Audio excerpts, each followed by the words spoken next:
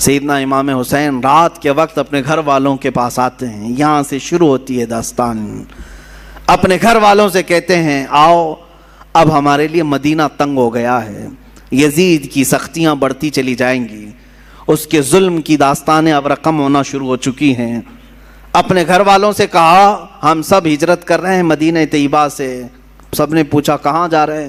کہا مکہ مکرمہ جائیں گے, وہاں جا کر کے حرم کعبہ میں رہیں گے. حرم کعبہ میں کوئی جنگ و جدال نہیں کر سکتا, قتل و قتال نہیں کر سکتا, حرم کعبہ میں جا کر رہیں گے.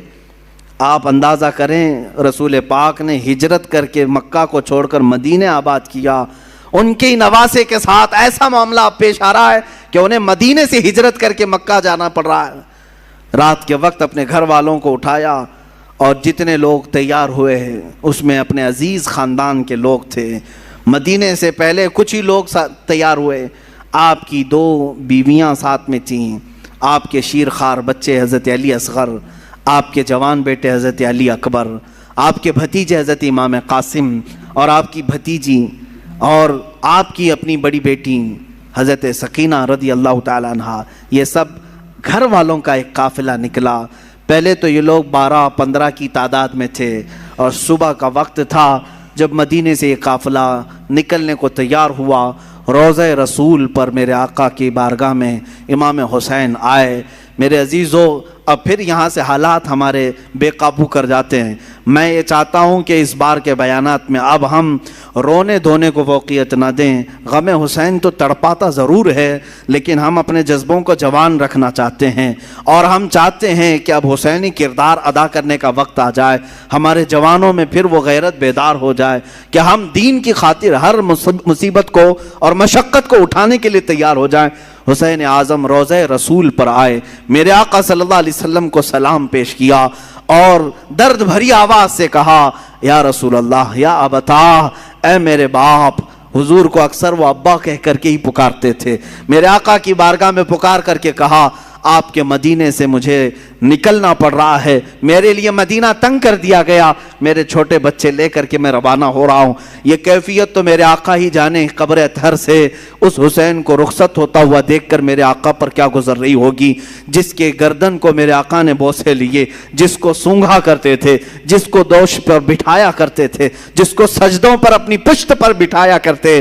اس حسین کی رخصتی یقیناً غم کا ماحول تو تھا. میرے آقا صلی اللہ علیہ وسلم کے روضہ اطہر سے نکل کر سیدہ کائنات فاطمہ الزہرا رضی اللہ تعالیٰ عنہا جو جنت البقیع میں دفن تھیں ان کے روضے پر آئے. اپنی ماں کی تربت پر آپ نے لپٹ کر کے رویا اور رخصتی کی اجازت مانگی اور کہا آپ کا حسین اگر مدینہ چھوڑ رہا ہے تو صرف اس لیے کہ رسول اللہ کا یہ مدینہ خون سے آلودہ نہ ہو, مسلمانوں کا خون نہ بہے. میں مسلمانوں کا خون بہنا نہیں دیکھنا چاہتا اور مدینے کی حرمت کو پامال ہونے نہیں دینا چاہتا, مجھے اجازت دی جائے. حسین اعظم نے اپنی ماں سے اجازت لی, اپنے چھوٹے بچوں کا ایک قافلہ لے کر نکل پڑے. میرے عزیزو گھر والوں کا قافلہ جب مدینہ چھوڑ رہا ہے کیا کیفیت ہوتی ہے. ہم جیسے نکمے, ہم جیسے گنہگار صرف 7 دن یا 8 دن کے لیے عمرے پر مدینے جاتے ہیں تو چھوڑنے کا دل نہیں چاہتا. مدینے سے رخصت ہوتے ہیں تو آنسوؤں کی قطاریں لگ جاتی ہیں. کبھی ہم روزے کو دیکھتے ہیں, کبھی ہم بس میں آگے کا سفر دیکھ رہے ہوتے ہیں. مدینے کی سرحدیں نکلنے تک دل بار بار ہچکولے کھاتا رہتا ہے کہ مدینہ چھوٹ رہا ہے, مدینہ چھوٹ رہا ہے. ہم تو تمنا یہ لے کر کے جاتے ہیں کہ کاش مدینے میں موت آ جائے, میرے آقا کے قدموں میں دفن ہونا نصیب ہو جائے. لیکن جب رخصتی کا وقت آتا ہے پوچھو حاجیوں سے کیا کیفیت ہوتی ہے, عمرہ کرنے والوں سے پوچھو. مدینے سے جب رخصت ہو کر کے آتے ہیں میں نے خود دیکھا ہے حاجی کبھی کھمبوں کو پکڑ رو رہے ہوتے ہیں, کبھی دروازوں کو پکڑ کر, کبھی چمٹ کر کے اور بوسے دے کر کے رخصتی لے رہے ہوتے ہیں. حسین اعظم کا کیا حال ہوگا جن کا بچپنا اس مدینے میں گزرا ہے, جنہوں نے رسول اللہ کو نمازیں پڑھاتے وہاں دیکھا ہے, میرے آقا کو اللہ کی قرآن کی آیتیں سناتا ہوا انہوں نے وہاں دیکھا ہے, حدیثیں میرے آقا کی انہوں نے سنی ہیں, جن کا کھیلنا کودنا اس مدینہ طیبہ میں گزرا ہے جہاں میرے آقا صلی اللہ علیہ وسلم ان کے گھر آیا کرتے, جبرائیل ان کے گھر اترا کرتے. یہ ساری یادیں چھوڑ کر کے حسین اعظم ہجرت کر رہے تھے۔ میرے عزیزو، ہجرت معمولی چیز نہیں ہے، یہ الفاظ میں بیان بھی نہیں ہو سکتی۔ آپ اپنے گھر بیٹھے ہیں، اللہ آپ کے گھروں کو سلامت رکھے۔ میں جانتا ہوں گھر کو چھوڑنے کی کیفیت کیا ہوتی ہے۔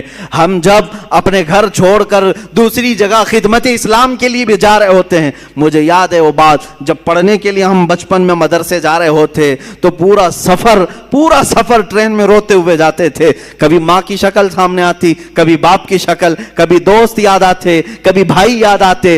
ہم جانے کے 1 مہینے تک وہاں روتے رہتے تھے۔ ہمیں معلوم ہے گھر کو چھوڑنے کی کیفیت کیا ہوتی ہے، اور وہ حسین اعظم اپنے اس مدینہ رسول کو چھوڑ کر جا رہے تھے جہاں ان کی ہزاروں یادیں تھیں، جہاں ان کی ہزاروں یادیں میرے آقا سے وابستہ تھیں۔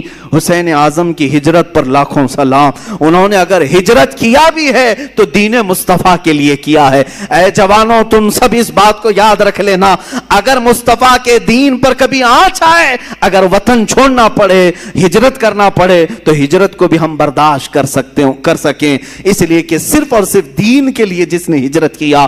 وَمَن يُهَاجِرْ فِي سَبِيلِ اللَّهِ، اللہ قرآن میں فرماتا ہے جو اللہ کی راہ میں ہجرت کیا، اگر بیچ راستے بھی اس کی موت آ جائے، اللہ اس کا اجر تیار کر رکھا ہے۔ ہجرت کا بڑا اجر و ثواب بھی ہے۔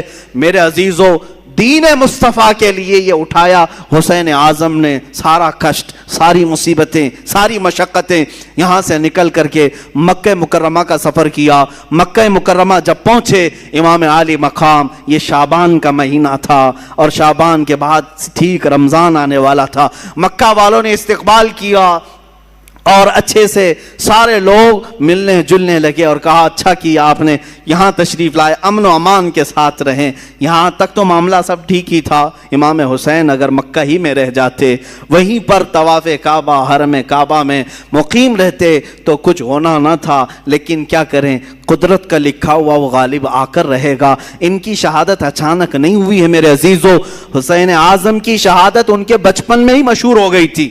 حضور اکرم صلی اللہ علیہ وسلم حضرت ام سلمہ اپنی زوجہ کے پاس ایک شیشی میں تھوڑی سی مٹی لا کر کے دیتے ہیں اور کہتے ہیں اے ام سلمہ، جبرائیل میرے پاس آئے تھے اور انہوں نے کہا یا رسول اللہ، آپ کی امت آپ کے اس نواسے کو ایک جگہ پر قتل کر دے گی اور خون بہا دے گی۔ میں رونے لگا تو جبرائیل اس جگہ کی مٹی بھی لا کر مجھے دے گئے۔ ام سلمہ کہتی ہیں میرے آقا نے وہ مٹی مجھے دی اور کہا جس دن یہ مٹی سرخ ہو جائے سمجھ لینا اے ام سلمہ میرا بیٹا شہید ہو گیا، میرا نواسہ شہید ہو گیا۔ یہ کب میرے آقا نے بشارت دی تھی؟ جب حسین اعظم کی عمر ابھی 5 سال کی تھی۔ 5 سال کی عمر میں ہی ان کی شہادت کی خبر مشہور ہو چکی تھی۔ پھر بھی لوگ کہتے ہیں حضور کو پیٹھ پیچھے کا علم نہیں تھا، جو اپنے نواسے کی 50 سال بعد ہونے والی شہادت کی خبر دے رہے ہوں۔ میرے آقا صلی اللہ علیہ وسلم غیب دان نبی ہیں۔ آقا کونین صلی اللہ علیہ وسلم نے فرمایا تھا اور قدرت کا لکھا غالبانہ تھا۔ رمضان کا مہینہ چل رہا تھا، بیچ رمضان میں کوفہ والوں نے خط لکھنا شروع کیا۔ یہ کوفہ شہر ہے کیا؟ یہ سارا ماجرا یہ کوفہ میں آ کر کے اٹکتا ہے۔ کوفہ والے ایک ایسا شہر ہے جس کو تقریباً 14 یا 16 ہجری میں بسایا گیا تھا، اور ان لوگوں کی فطرت میں اس طرح عیب نکالنا یا فوراً کسی کا ساتھ چھوڑ دینا، یہ دغا بازی پہلے سے رہی اور شاید آج تک بھی ہوگی، آج تک بھی رہی ہو۔ کوفی لوگ اس طرح کی دغا بازیاں کرتے رہے، لیکن وہ شیعان علی میں سے تھے، حضرت علی کی محبت کا دعویٰ کرتے تھے۔ تو حضرت امام حسین کا مدینے سے ہجرت کر کے مکہ آنا جیسے ان کو پتہ چل گیا کہ امام حسین نے یزید کی بیعت نہیں مانی، تو کوفہ والے بھی یزید کو نہیں مانتے تھے۔ انہوں نے کہا کہ اچھا ہو گیا، ہمارے اوپر کوئی امام نہیں ہے، ہم خط لکھ کر کے حسین اعظم کو یہاں بلاتے ہیں، کوفہ میں ان کے ہاتھ پر بیعت کر کے ان کی خلافت کا اعلان کر دیں گے، اور پھر دھیرے دھیرے یزید کو بھی ختم کر دیں گے، اور ساری جگہوں پر ایک ہی خلافت قائم ہوگی، اور وہ ہوگی حسین اعظم کی خلافت۔ کوفہ والوں نے یہ سوچ کر کے خط لکھنا شروع کیا اور حضرت امام حسین کو کہا ہم آپ کے باپ کے وفادار ہیں، آپ کے بڑے بھائی کے وفادار ہیں، آپ تشریف لے آئیں۔ خط پہلے 5-6 خط آئے، آپ نے دیکھا اور رکھا، صحابہ سے مشورہ کیا، سارے صحابہ نے انکار کیا، آپ کوفہ نہ جائیں۔ آپ کے والد گرامی وہیں انتقال کیے، وہیں مارا گیا آپ کے والد حضرت علی کو، اور امام حسن کو زہر دینے والوں میں بھی وہی لوگ تھے۔ اب آپ نہ جائیں تو مشورہ ایسے ہی ہوتا رہا، ٹلتا رہا، خط پہ خط آتے رہے۔ ایک وقت ایسا آیا کہ 56 خط ایک ساتھ آئے، بعض روایات میں کئی 100 خط آئے جس میں سب مہریں تھیں، سائن تھی، دستخط تھے، اور اس میں اخیر میں یہ خط آ گیا، اے حسین اعظم اگر آپ نہیں آتے اور قیامت کے دن ہم سے سوال ہو گیا کہ تم نے یزید جیسے فاسق و فاجر کی بیعت کیوں کی، تو ہم کوفہ والے کہیں گے اے اللہ ہم نے رسول اللہ کے نواسے کو بلایا تھا، وہ نہیں آئے، اس لیے ہم نے یزید کی بیعت مان لی۔ حسین اعظم کو یہ بات بہت لگ گئی، کہا ان لوگوں نے تو ایسی بات رکھ دی ہے، قیامت کے دن اگر مولا مجھ سے سوال کر لے کہ حسین تم اہل تھے خلافت کے اور لوگ بلا بھی رہے تھے، تم نے ان کو یزید جیسے فاسق و فاجر کے حوالے چھوڑ کر مکہ میں امن و امان کیوں لے لیا، تمہیں جانا چاہیے تھا، میں کیا جواب دوں گا اللہ کی بارگاہ میں؟ تو حضرت حسین سارے لوگوں کے مشوروں کو رکھتے ہوئے خود اٹھ جاتے ہیں۔ یہ رمضان بھی ختم ہوا، حج کا موسم قریب آ چکا تھا، امام حسین رضی اللہ تعالیٰ عنہ نے کہا نہیں اب میں کوفہ جاتا ہوں، پھر بعد میں اصرار ہوا، منع ہوتا رہا، پھر صحابہ کی ایک رائے بیچ میں نکل آئی، حضرت عبداللہ ابن عمر، حضرت عبداللہ ابن زبیر رضی اللہ تعالیٰ عنہما نے کہا ایسا کریں آپ کے جو معتمد ہیں جو بہت خاص ہیں ان کو آپ بھیجیں، اور اگر وہ آپ کو کہہ دیں کہ یہاں حالات ٹھیک ہے تو آپ چلے جائیں۔ تو امام حسین نے اپنے بھائی حضرت امام مسلم بن عقیل رضی اللہ تعالیٰ جو آپ کے چچیرے بھائی تھے، حضرت امام حسین کے چچیرے بھائی تھے، بڑے معتمد تھے، سفر میں ہمیشہ ساتھ رہتے۔ اچھا یہ بھی میں بتاؤں، امام حسین جب مکہ آئے تو الگ الگ علاقوں سے سب ہجرت کر کے اس قافلے میں شامل ہو گئے تھے، تب جا کر کے یہ قافلہ 82 لوگوں کا ہو گیا تھا۔ جو 82 کی تعداد آپ سنتے ہیں یہ دھیرے دھیرے بیچ بیچ میں ملتے آئے۔ تو امام حسین نے حضرت امام مسلم کو بھیجا کہ آپ جائیں کوفہ اور وہاں جا کر کے آپ خط لکھیں، اگر حالات صحیح ہوں گے تو میں اپنے قافلے کو لے کر کوفہ آ جاؤں گا۔ امام مسلم نکلے اور جب وہ راستے میں گئے تو کچھ لوگوں سے راستہ پوچھتے ہوئے کوفہ تک پہنچے۔ میں بہت مختصر سے حالات بیان کر رہا ہوں میرے عزیزو۔ امام مسلم جب کوفہ آئے تو کوفہ والوں نے بہت شاندار استقبال کیا، بڑا شاندار استقبال کیا، اور اس کے بعد آپ کو گورنر ہاؤس میں لے گئے۔ وہاں جانے کے بعد نعمان بن بشیر نام سے جو وہاں گورنر تھے ان کو ہٹایا گیا۔ امام مسلم بن عقیل کے ہاتھ میں 12,000 کوفیوں نے بیعت کیا۔ روز صبح شام آپ کے ارد گرد بھیڑ لگی رہتی تھی، لوگ چاہنے والوں کی کثرت تھی۔ امام مسلم نے دیکھا کوفہ والے سچے عقیدت مند ہیں، سچی محبت والے ہیں، تو امام حسین کو انہوں نے خط لکھ دیا، حالات سب اچھے ہیں آپ تشریف لے آئیں۔ امام مسلم بن عقیل نے جب یہ حالات دیکھ کر خط لکھا، اچانک معاملہ پلٹ گیا۔ کیسے؟ یزید کو خبر دی گئی کہ امام مسلم وہاں کوفہ پہنچے ہیں حسین کی طرف سے وکیل بن کر اور بیعت لے رہے ہیں تمہارے خلاف وہ خلافت کا اعلان کرنے والے ہیں۔ یزید نے پوچھا کیا کیا جائے؟ کہا گیا، اس سے مشورہ دینے والوں نے کہا نعمان بن بشیر جو وہاں کے گورنر ہیں وہ نرم دل ہیں، یا تو پھر وہ خود ہی یہ کام کرا رہے ہوں گے، ان کو ہٹاؤ، ایک سخت قسم کے آدمی کو وہاں بھیجو۔ پوچھا گیا کون ہو سکتا ہے ایسا سخت آدمی؟ تو سارے لوگوں نے عبید اللہ ابن زیاد کا نام لیا، جو ایک زانیہ کا بیٹا تھا اور بڑا ہی سخت قسم کا آدمی تھا، رحم نام کی کوئی چیز ہی نہیں تھی۔ ابن زیاد یہ بصرہ میں رہتا تھا، یزید نے اس کو گورنر بنا کر کوفہ بھیجا۔ وہ چوری سے کوفہ میں آیا، گورنر ہاؤس میں داخل ہو گیا، رات کے وقت آیا، کوفہ والوں کو معلوم نہیں ہوا۔ اچانک آتے ہی اس نے گورنر ہاؤس پر کھڑے ہو کر اعلان کیا میں خلیفۃ المسلمین یزید کی طرف سے گورنر بن کر کے آیا ہوں، نعمان بن بشیر بھی نہیں، مسلم بن عقیل بھی نہیں، اب تم سب کے سب یزید کی بیعت کرو۔ سب لوگ بھڑک گئے، بپھر گئے، سب گورنر ہاؤس کا احاطہ کیے، لیکن یہ چالاک عیار آدمی نے کوفہ کے معزز خاندانوں میں سے کچھ لوگوں کو گرفتار کر کے اپنے گورنر ہاؤس میں بند کیا تھا، اور 10-12 لوگ ایسے تھے جن کو قید کر کے رکھا تھا۔ امام مسلم کے ساتھ 10,000 لوگ آئے، گورنر ہاؤس کے اطراف گھیرا کیا۔ تو مسلم بن عقیل کی اس کیفیت کو دیکھ کر اس ابن زیاد نے یہاں پر جو موجود جو 12 لوگ تھے ان کو چھتوں پر کھڑا کیا اور کہا تمہارے خاندانوں کو ہٹنے کا حکم دے دو، جو بھی مسلم بن عقیل کے ساتھ ہیں ان سے کہہ دو کہ وہ سب گھر چلے جائیں ورنہ میں تم سب کا قتل کر دوں گا۔ وہ ڈر گئے، چھت پر کھڑے ہو کر اپنے اپنے خاندانوں سے کہنے لگے تم سب کے سب چھوڑ دو، چلے جاؤ، ابن زیاد سخت آدمی ہے، یزید کی فوج آ سکتی ہے، فلاں فلاں. ان کی باتوں میں آ کر کے خاندان بکھرتے چلے گئے. امام مسلم بن عقیل کا ساتھ چھوڑنے لگے.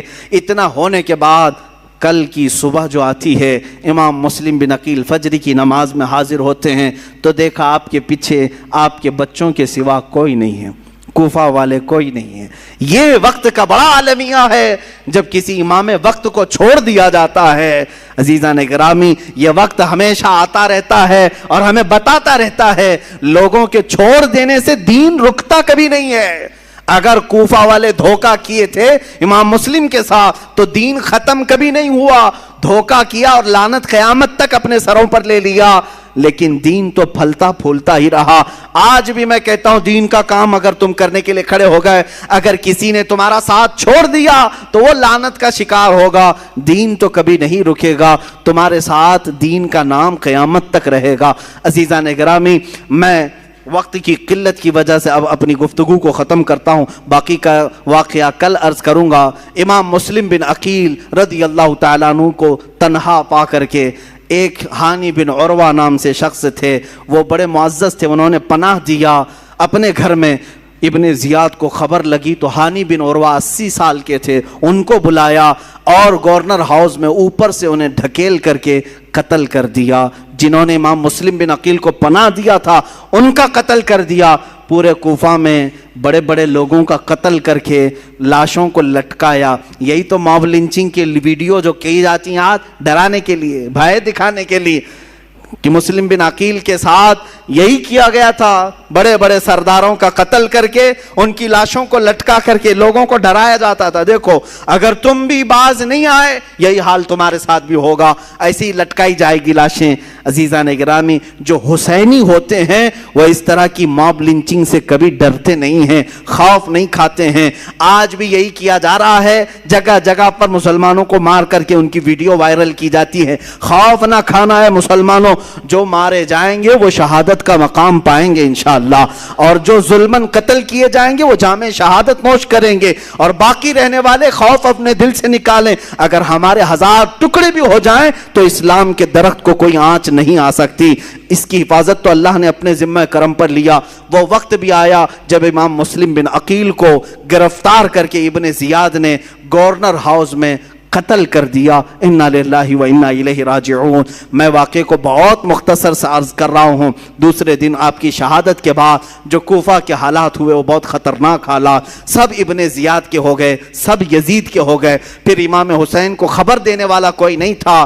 وہ مظلوم امام، وہ میرے آقا کا سبط، وہ رسول اللہ کے نواسے، ان کو پتہ نہیں چلا. لیکن آپ سفر کے لیے نکل پڑے. پہلا خط پا کر کے ہی وہ کوفہ کے لیے نکل پڑے تھے، اور بیچ راستے میں ہی وہ کربلا کا میدان آتا ہے. انشاءاللہ العزیز کربلا کے جو خونی مناظر ہیں وہ کل عرض کیے جائیں گے. اللہ اہل بیت کی ان قربانیوں کو قبول